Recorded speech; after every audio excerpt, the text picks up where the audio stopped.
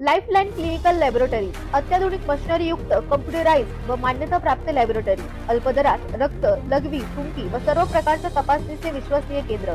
आमचा पत्ता गोकुळ नगरी रोड, डॉक्टर जपे हॉस्पिटल शेजारी, तालुका कोपरगाव। संपर्क क्रमांक 80 07 80 76 58 व 82 75 38 86 48। विरोधकांना बोलायला काही राहिले नाही, कुठेतरी काही आरोप करायचे, लोकांची दिशाभूल करायची, असा प्रकार विरोधकांकडून चालू आहे। तहसील कार्यालयाचे फर्निचर सुद्धा ते 5 वर्षात करू शकले नाही। त्यांना कावीळ झाल्यामुळे त्यांना सर्व पिवळेच दिसत आहे। लोकांना जे दिसतंय ते तुम्हाला कधीच दिसणार नाही, अशी टीका आमदार आशुतोष काळे यांनी तहसील कार्यालयात पार पडलेल्या एका बैठकीदरम्यान विरोधकांवर केली आहे। यावेळी आमदार आशुतोष काळे यांनी रेशनमध्ये काळा बाजार होत असेल तर चौकशी करून कडक कारवाई करण्याच्या सूचना तहसीलदार यांना दिल्या आहेत। कोपरगाव तहसीलदार कार्यालयात आमदार आशुतोष काळे यांच्या प्रमुख उपस्थितीत संजय गांधी निराधार योजना, श्रावणबाळ योजना यासह विविध योजनांची आढावा बैठक संपन्न झाली। यावेळी आमदार काळे बोलत होते। सदर प्रसंगी तहसीलदार महेश सावंत यांनी संजय गांधी योजनेतून एकूण 393 प्रकरणे समोर ठेवली होती। त्यापैकी 195 प्रकरणे मंजूर केली असल्याची माहिती दिली आहे, तर 200 प्रकरणे अद्याप बाकी असून त्यांच्याकडून काही कागदपत्रे अपूर्ण आहे, ती पूर्ण केल्यानंतर ती मंजूर केली जातील असे आश्वासन दिले आहे। त्यावेळी धान्य घोटाळ्याबाबत कारवाई करण्याबाबत त्यांनी आश्वासन दिले आहे। धान्य वितरणाबाबत कोणाला काही आक्षेप आढळल्यास आम्हाला कळवावे, आपण कारवाई करू असे आश्वासन दिले आहे। मात्र रेशन कार्ड ऑनलाईन करण्याबाबत अनेकांनी तक्रार केल्या असून त्याबाबत त्यांना समाधानकारक उत्तर देता आले नाही। यावेळी तहसीलचे अधिकारी, नागरिक, राष्ट्रवादी काँग्रेसचे पदाधिकारी, कार्यकर्ते मोठ्या संख्येने उपस्थित होते। कोपरगाव एक्सप्रेस न्यूज साठी सुनील ससाने, कोपरगाव। तहसील कार्यालयामध्ये आज संजय गांधी निराधार योजना तसेच श्रावणबाळ आणि इतर योजना याच्या मीटिंगसाठी मी या ठिकाणी आलो होतो। आपण तहसीलदार साहेबांचं ऐकलं का 393 प्रकरणं या ठिकाणी प्राप्त झालेले होते। त्यापैकी 195 प्रकरणं त्यांनी मंजूर केलेले, 201 प्रकरणं हे काही चौकशी अंती त्या ठिकाणी प्रलंबित आहे। लवकरच पुढच्या मीटिंगला तेही पास करण्यासाठी सर्व नागरिकांना विनंती आहे का आपण ज्या काही त्रुटी असतील त्याच्याबद्दलची पूर्तता करावी। तसेच वारंवार काळा बाजार रेशनमध्ये होतो अशा पद्धतीचा आरोप त्या ठिकाणी काही लोकांचा आहे। आता ठीक आहे, जर काही तसं असेल तर तहसीलदार साहेबांना माझी विनंती आहे किंवा सूचना आहे का आपण त्याच्यामध्ये सक्त कारवाई आपण जे कोणी त्याच्यामधले दोषी असतील त्यांच्यावर करावी।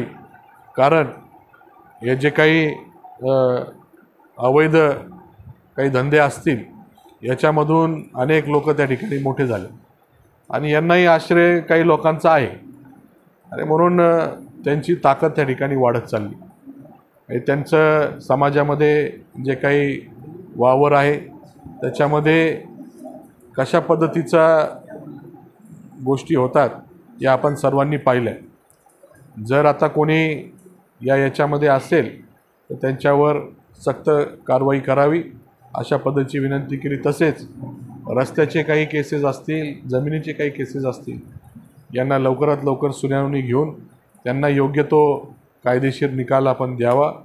तसेच जे काही रेशन कार्ड बाबतीच्या अडचणी असतील, अन्न सुरक्षा कायद्याच्या अंतर्गत काही अर्ज असतील, ऑनलाईन अर्ज करणं असेल किंवा रेशन कार्डमध्ये काही त्रुटी असतील तर त्याच्याही बाबतीमध्ये लवकरात लवकर कारवाई करून नागरिकांना रेशन कसं मिळेल अन्न सुरक्षाचं त्याही बाबतीमध्ये आपण प्रयत्न करावे। आता काय झालं आहे, बाकीचे कामं बोलायला काही राहिलेले नाही आणि म्हणून कुठेतरी काहीतरी आरोप करायचे आणि लोकांची दिशाभूल करायची असा प्रकार त्या ठिकाणी विरोधकांकडनं चालू आहे। वास्तविक पाहता ही जी काय आपण इमारत पाहताय माजी आमदार अशोकरावजी काळेसाहेब त्यांनी त्यांच्या काळामध्ये करून आणले आणि याचं फर्निचर देखील 5 वर्ष ते करू शकले नाही.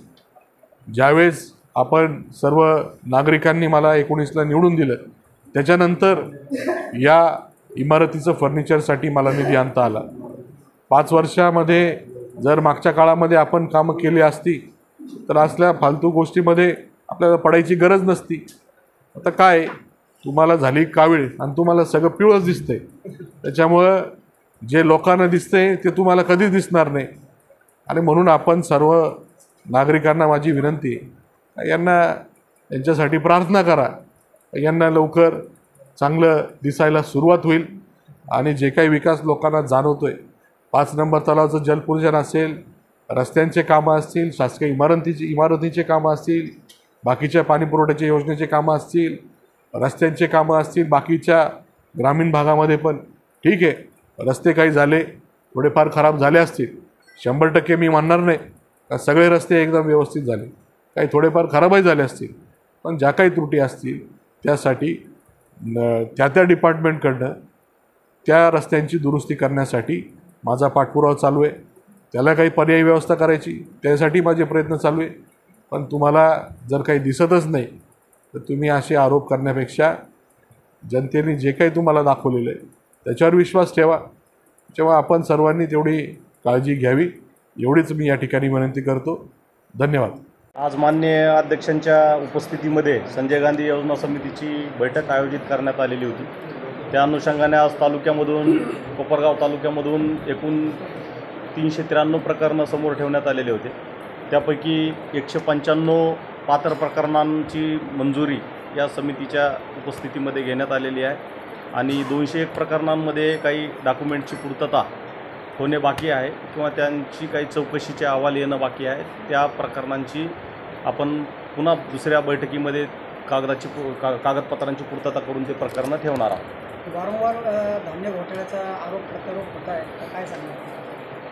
कसं आहे, धान्य हे शासकीय योजनांचं धान्य हे लाभार्थ्यांपर्यंत जायलाच पाहिजे ही शासनाची मानसिकता आहे आणि त्या दृष्टीने माझे 100% प्रयत्न असणार आहे. जे आरोप आहेत किंवा प्रत्यारोप आहेत, कोणी काय बोलावा हा त्याचा प्रत्येकाचा विषय आहे, परंतु आमच्याकडं जर कोणी सामान्य नागरिकांनी असा कोणी काळा बाजार करणारी कोणाची गाडी असेल किंवा कोणाचा ट्रक असेल किंवा कोणाचं वाहन असेल तर त्यांनी त्याच ठिकाणी उभा करून ठेवावं, आम्हाला इन्फॉर्म करावं, त्याला त्याच ठिकाणी आम्ही पंचनामा करून त्याच्यावर पूर्णपणे शासकीय नियमानुसार कारवाई करू. कोणाचीही या ठिकाणी गैर केली जाणार नाही.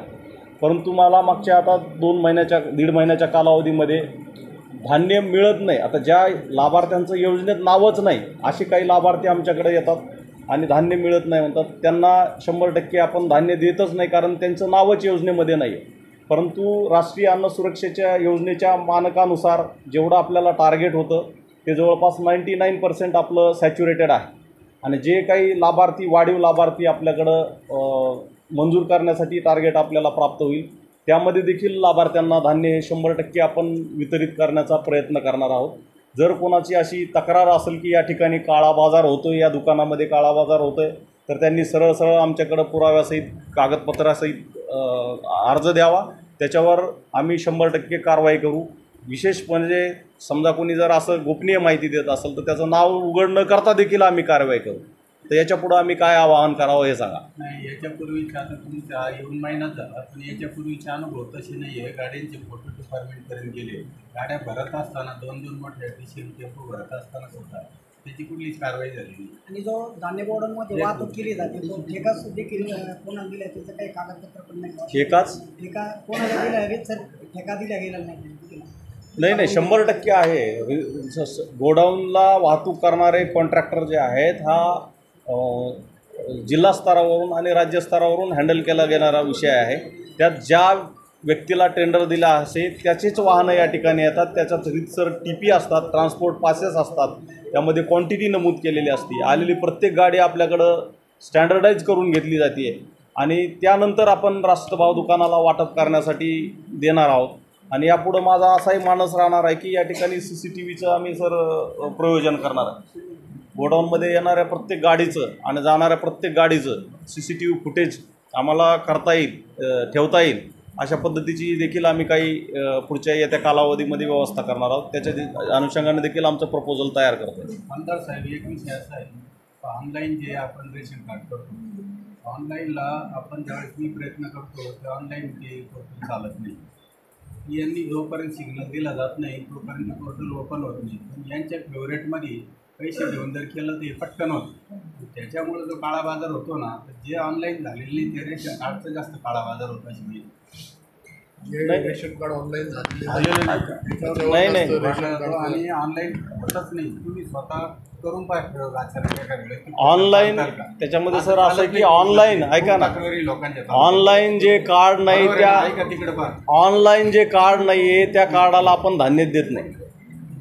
100% सर आपलं कार्ड ऑनलाईन आहे. आधार लिंक आहेत, ऐका ना, करत नाही. आधार लिंक आहेत आणि त्या यादीमध्ये ऑनलाईनमध्ये ते कार्ड रजिस्टर नसेल तर त्या कार्डाचं धान्यच आपण देत नाही. वरूनच येत नाही त्या धान्याचं. आपण जी क्वांटिटी आहे ऑनलाईन तुमचं नियतन जे आहे ते कार्डाच्या यादीनुसार आणि संख्येनुसार निर्माण होतं. पण ते पोर्टल चालत नाही आहे आणि सामान्य पोर्टल कुठं इथं जर घेऊन आलो तर मी ते दीपक भिंगारदेवी असताना ऑनलाईन कार्य करायला गेलो. ऑनलाईनमध्ये सुद्धा काय अडचण अधिकारी येऊन गेले ते ऑनलाईन झालं नाही. ते मागच्या हप्त्यात केलं, म्हणजे 3 वर्षापासून हे ऑनलाईन करत होतो. मागच्या हप्त्यात म्हणजे नाही ऑनलाईनमध्ये करता. अनुभव आहे. ऐकून तर घ्या.